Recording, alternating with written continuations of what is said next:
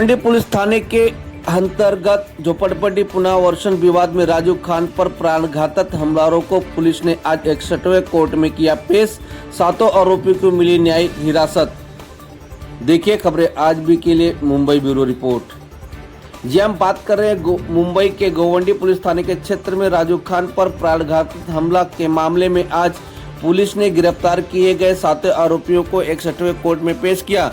सुनवाई के दौरान बाद में कोर्ट ने सभी आरोपियों को न्यायिक हिरासत में भेजने का आदेश दे दिया। जानकारी के अनुसार यह मामला झोपड़पट्टी पुनर्वासन से जुड़े विवाद को संबंधित बताया जा रहा है। हमले में राजू खान गंभीर रूप से घायल हुए थे, जिनका साइन हॉस्पिटल में इलाज चल रहा है। वहीं गोवंडी पुलिस स्टेशन कार्रवाई करते हुए सातों आरोपियों को गिरफ्तार कर लिया था। हालांकि इस मामले में अभी तक मुख्य प्लानर जो थे, इनको अभी तक गिरफ्तार करने से बाहर हैं। घटना को कई दिनों बीत जाने के बाद अभी तक पुलिस मामले को अंजाम देने वाले मुख्य आरोपी का पता लगाने की मामले में जुटी है। मुख्य आरोपी को अभी तक कौन है, ये पुलिस जांच कर रही है। इस पूरे मामले को लेकर राजू खान के वकील ने मीडिया के सामने अपना क्या पक्ष रखा, आइए सुनते हैं उनकी जुबानी।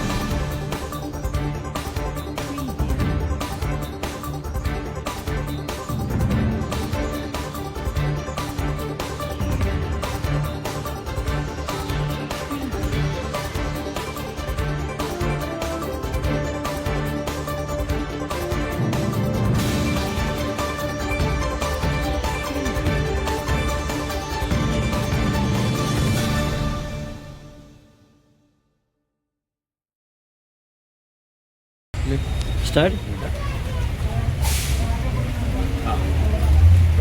मॅडम काय सांगाल, आज यांची पहिली हेअरिंग होती, इथे तुम्ही काही युक्तिवाद केलात, आरोपींचे वकील होते, काय घडलं आता नेमकं आज? पहिली गोष्ट, आज पहिला रिमांड नव्हता, तिसरा रिमांड आहे। तिसऱ्या रिमांडमध्ये 99% ज्युडिशियल कस्टडी होते, पण मेहरबान कोर्टाने 2 दिवस 3 दिवस PC दिल्यामुळे जेसी झाली। आणि जेसीमध्ये आमचं म्हणणं असं होतं की ते जेसीत असताना देखील आम्हाला जेव्हा गरज पडेल, पोलिसांना जेव्हा गरज पडेल आरोपींची, तेव्हा जेसीमधून परत PCमध्ये घेण्याची आम्हाला संधी मिळाली। कारण यातल्या 3 आरोपींनी दुसऱ्या 3 आरोपींचं नाव सांगितलं आहे, 4 आरोपींचं। तर पोलिसांनी मला वाटतं चांगलं काम केलेलं आहे। बऱ्यापैकी 6 आरोपी 7 आरोपी सापडले। तरी देखील मी मेहरबान कोर्टाला स्पष्ट एक गोष्ट म्हणते, आरोपींसमोर, आरोपींच्या वकिलांसमोर एक गोष्ट डिस्क्लोज करायची नाही का, जी 307ची केस आहे अटेम्प्ट टू मर्डरची, आणि याच्यामध्ये 100% म्हणजे हे मर्डरच करायला आले ते चुकीने वाचले, जे काय वाचले आता ICU मध्ये आहेत ते, त्यांची जी काल स्टेटमेंट घेण्यात आली त्या स्टेटमेंटमध्ये त्यांनी काही गोष्टी नमूद केलेल्या आहेत। मी आपल्याला कॅमेऱ्यावर पण सांगणार नाही, त्या गोष्टी बरंच काही डिस्क्लोज करतायत। ही गोष्ट मी मेहरबान कोर्टाला सांगितली की बाबा, जर हे मी कोर्टात डिस्क्लोज केलं तर आरोपींना समजदार सर आणि त्यांची पुढची स्ट्रॅटेजी आखली जाईल। म्हणून मी मेहरबान कोर्टाला म्हटलं, मी हात जोडून मेहरबान कोर्टाला विनंती करते की जी स्टेटमेंट काल पोलिसांनी घेतली ती आपण आपल्या ताब्यात घेऊन एकदा वाचावी। आणि मेहरबान कोर्टाने ती स्टेटमेंट वाचल्यामुळे त्या केसमध्ये हे पण म्हणाले, मी आज प्रोड्यूस केलेले जे आरोपी आहेत हे फक्त सुपारी घेतलेले आरोपी आहेत। सुपारी घेतली म्हणजे काय, त्यांनी थोडेसे पैसे घेतलेत आणि मारले त्या माणसाला।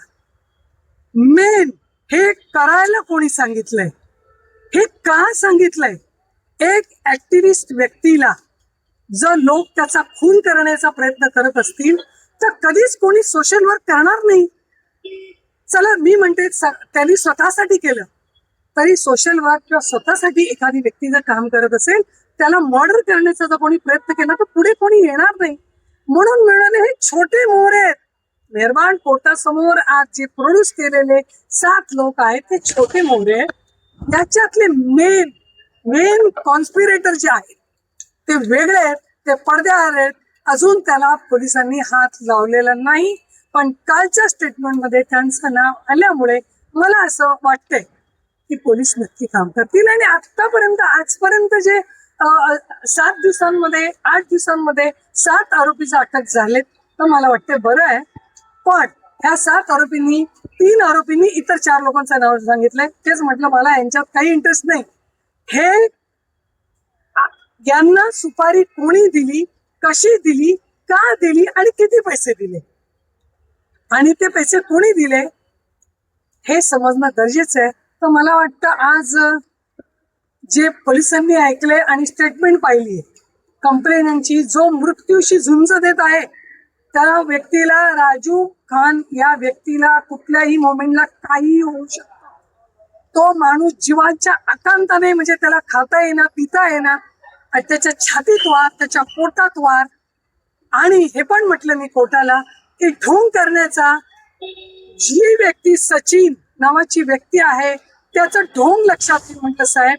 ती व्यक्ती स्पष्ट सांगितलंय कोर्टाला मी की ती व्यक्ती कंप्लेनंटला, घरात बसलेल्या कंप्लेनंटला 7 फोन केलेत.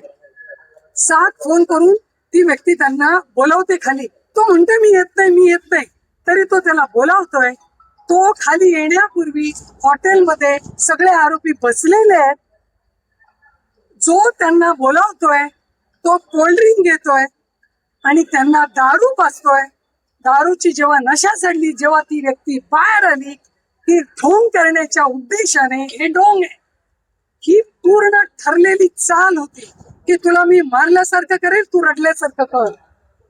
त्या उद्देशाने त्याला एक लाकूड मारलेलं आहे. तो पळून गेलाय पहिल्या माळ्यावर. हे कोर्टाला मी आज एक्सप्लेन केलंय.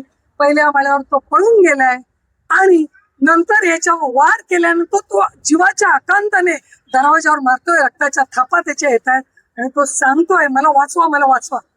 आणि म्हणून त्या झोपडपट्टीतल्या लोकांनी ती लाईट चालू केली, म्हणून ती बिचारी व्यक्ती त्या मोमेंटला वाचली.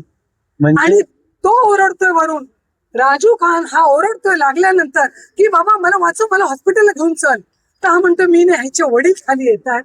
याचा अर्थ हा ठरलेली पूर्ण स्ट्रॅटेजी होती आणि ती त्यांनी पूर्ण केली. त्यांनी म्हणजे चौकशीसाठी बोलवलं जात आहे.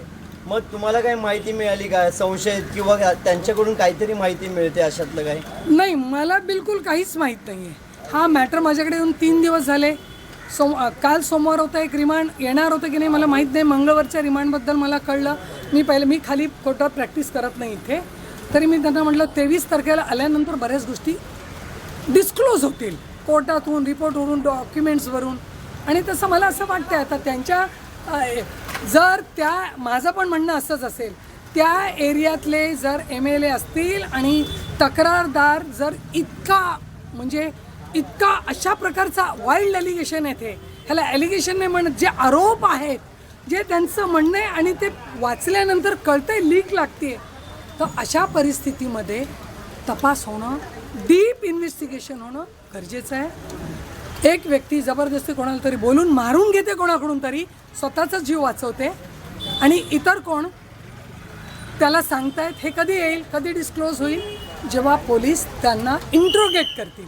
आणि मला वाटतं इंट्रोगेशन होईल. मॅडम, आत्तापर्यंत आपण एक अनुभवी वकील आहात आणि त्याचबरोबर एक म्हणजे पत्रकार म्हणून आम्ही बऱ्याच वेळी बघतो सामान्य माणसांचे ज्या वेळेस अशी भांडणं होतात, एखाद्या आरोपीने किंवा एखाद्या पीडिताने नाव सांगितल्यावर पटकन FIR मध्ये दाखल केलं जातं.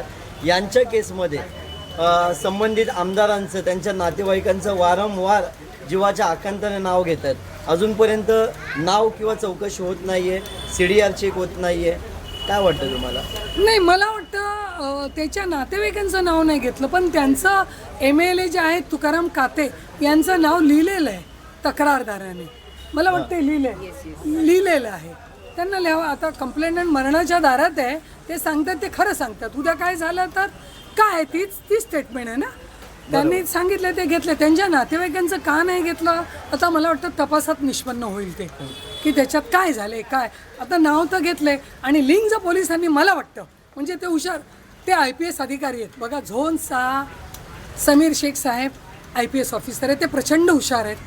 मला वाटतं त्यांनी म्हणजे ते करतायत आणि माझा त्यांच्यावर ठाम विश्वास आहे. मी परत सांगते, सिनियर PI सावंत आहे, त्यांच्यावर पण माझा विश्वास आहे आणि क्षीरसागरवर आत्ताच्या मोमेंटपर्यंत माझा विश्वास आहे. आत्ता ह्या मोमेंटला आता जे काही जो टाईम झाला आहे 4:15 वाजले, याच्यात तपासात पुढे उद्या 5 वाजता 6 वाजता काय घडेल, 10 वाजता काय घडेल, उद्या काय घडेल, त्याच्याबद्दल मी सांगू शकत नाही, पण त्यांचं नाव घेतलेलं आहे, तक्रारदाराने त्याचं स्पष्ट नाव घेतलेलं आहे. पण ते लोकल MLA असल्यामुळे या तपासावर त्याचा किती विपरीत परिणाम होईल हे सांगता येईल. नक्कीच सत्ताधारी पक्षामध्ये आहे ते. सत्ताधारी पक्षात आहे आणि याचा विपरीत परिणाम होऊ शकतो.